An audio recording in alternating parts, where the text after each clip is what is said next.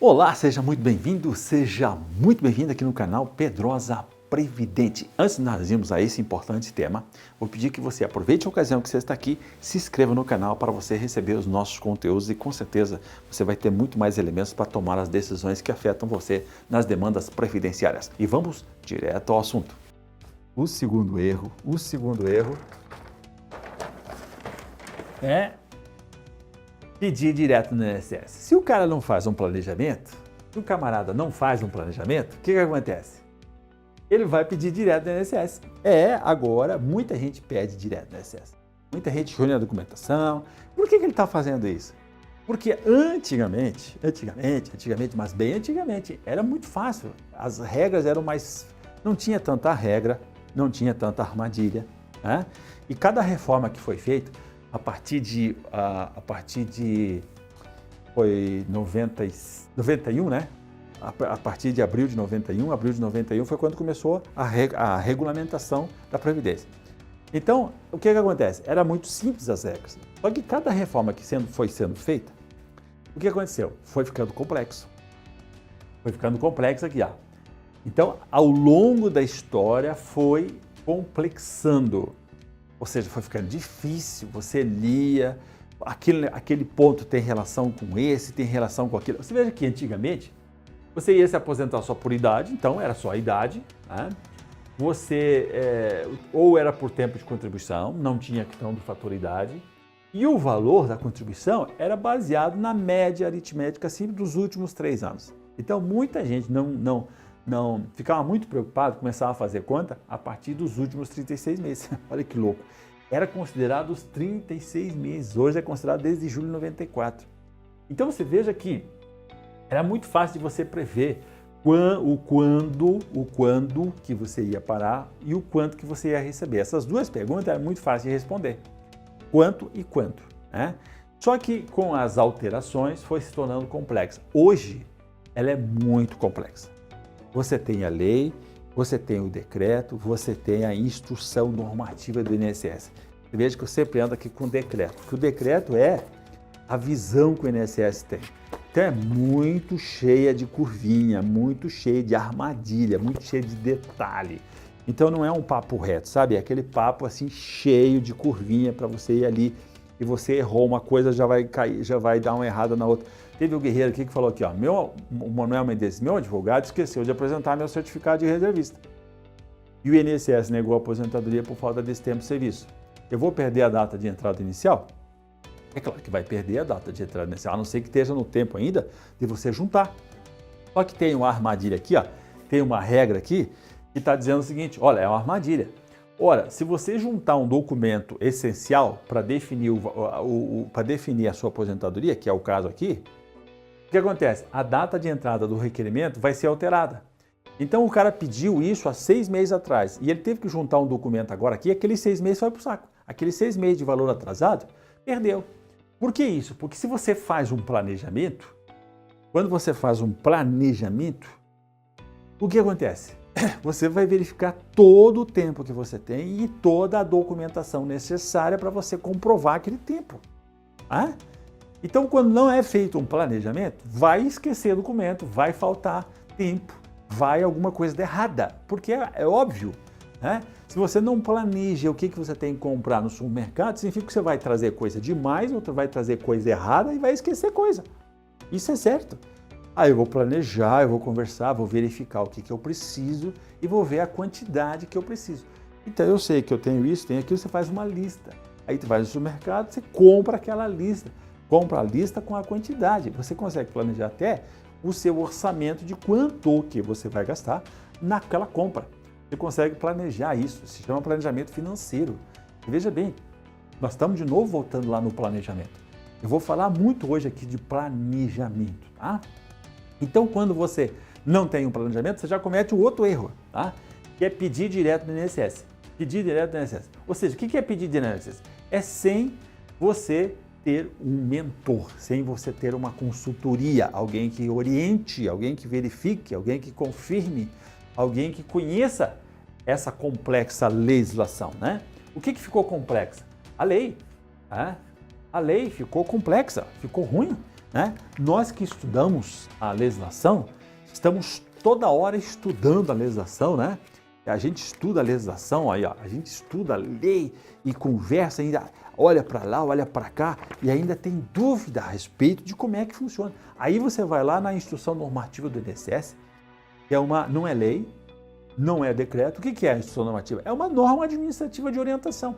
Então o INSS não vai seguir a lei 8.213, ele não vai seguir o decreto 3048, ele vai seguir a instrução normativa, que é uma segunda leitura que o INSS faz da lei. É uma segunda interpretação. E essa interpretação sempre é no sentido de criar armadilhas. Aonde ele vai poder, ele vai criando armadilhas, porque o INSS, ele sempre diz mais do que aquilo que a lei quis dizer. Tem várias armadilhas nesse sentido, tá? Outra situação é que o INSS, ele não segue a lei. Ele vai seguir, o INSS aqui, ele vai seguir a sua instrução normativa. E outro detalhe muito importante, o INSS também não considera aquilo que a justiça decidiu, tá? Tem muitas coisas que a justiça decidiu. Eu vou colocar aqui. Por exemplo, tem coisa que existe na lei, o INSS não cumpre, aí vai para a justiça. Veja bem, de cada 10 processos na Justiça Federal, 8 é do INSS. Será por quê? Será que por causa de cada 10, 8 é o INSS que está brigando? Por quê? Porque o INSS exatamente ele tenta criar armadilhas, né?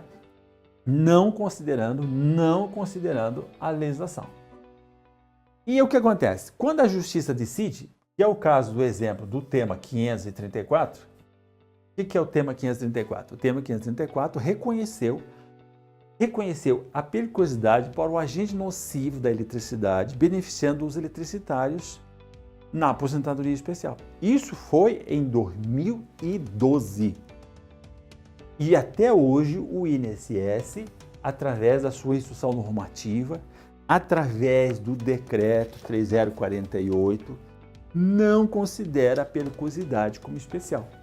Então tem coisas, assim como tem o tema 1031 dos vigilantes, que ainda não terminou o julgamento, mas quando for julgado o julgamento do tema 1031, o INSS também não vai reconhecer aquilo que foi decidido na justiça. Então tem muita coisa que a justiça decide e que o INSS não considera, continua descartando. Então isso é armadilhas. Isso que eu acabei de falar aqui são as armadilhas.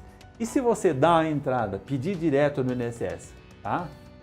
Sem essa orientação, sem fazer um planejamento, sem fazer um checklist, sem fazer uma conferência, sem fazer aquilo que eu chamo assim, a gente chama muito assim de instruir o processo de forma adequada, vai acontecer igual o Manuel Medeiros falou, né? Meu advogado esqueceu, eu não sei lá qual é o problema lá que esqueceu e tal, mas cara, quando a gente faz um planejamento, fica muito mais difícil de você esquecer alguma coisa, porque você vai fazer um checklist, né? Quando você faz um planejamento de ir no supermercado, muito dificilmente você vai esquecer ou você diminui muito a chance de você esquecer alguma coisa importante, né? Porque você vai conferir na sua casa lá, eu vou no supermercado, o que eu preciso fazer? Ah, precisa trazer isso, precisa trazer aquilo, né? A gente faz muito isso aí, né? A gente olha lá o que está faltando para a gente não comprar coisa demais, para a gente não comprar coisas que não seja necessário e gastar mais, ou seja, tem a ver a questão econômica com a questão daquilo que eu preciso. Então isso significa planejar, significa você pegar e se organizar. Quando você não tem isso, você com certeza vai ter prejuízo no INSS. Com certeza você vai ter prejuízo no INSS. Até vou citar um exemplo agora sem falar o nome.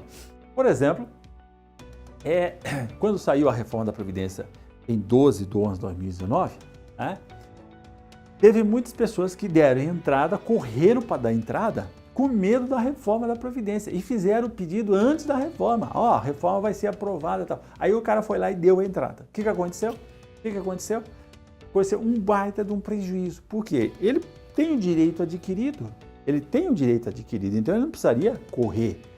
Ele podia muito bem, com calma, analisar e dar entrada depois, que ele não seria prejudicado no seu direito. Mas quando ele foi lá e fez o pedido, ele esqueceu de verificar, por causa da complexidade da lei, ele poderia esperar um pouquinho mais e não se aposentar por tempo de contribuição, porque ele fez o cálculo que fechava os 35 anos, Mas ele poderia esperar um pouquinho mais para ele fechar o sistema de pontos de 96 pontos, juntando a sua idade com o tempo de contribuição. Então ele juntou a idade com o tempo de contribuição e iria dar um valor maior. Porque tudo está relacionado, idade com tempo de contribuição e valor. Se você desconsiderar alguma coisa disso aqui, vai dar problema. Então você tem que estar sempre ligado aqui, sempre linkado aqui, relacionar isso aqui, né? Nunca fazer uma análise isolado, sozinho. Sempre tem que ser uma análise vinculada, linkada uma coisa com a outra. E aí o que acontece? Por causa de meses, ele perdeu de ganhar a melhor renda mensal inicial da sua aposentadoria. Porque ele se enquadraria no sistema de pontos 96 antes da data, juntando a idade dele com o tempo de contribuição, né? Sistema de 86 e 96, que era o sistema de pontos que tinha antes, e ele perdeu a melhor forma de cálculo da aposentadoria dele. Pegou o fator previdenciário e aí teve um prejuízo. E aí como é que você faz? Então aí você já tem que trabalhar. Quando você vai pedir direto no INSS, quando você não faz um planejamento, há uma possibilidade muito grande de você ter que trabalhar na reação. Na reação é muito ruim, né? Quando você vai trabalhar, você vai reagir a uma coisa errada que está ali, é muito ruim. Você já está perdendo tempo, perdendo recursos, né? Deixando de ganhar alguma coisa às vezes que você poderia ter ganhado já, ou de acumular valores atrasados. Então, Pedro, você recomenda não pedir direto no INSS. Eu recomendo que você não peça.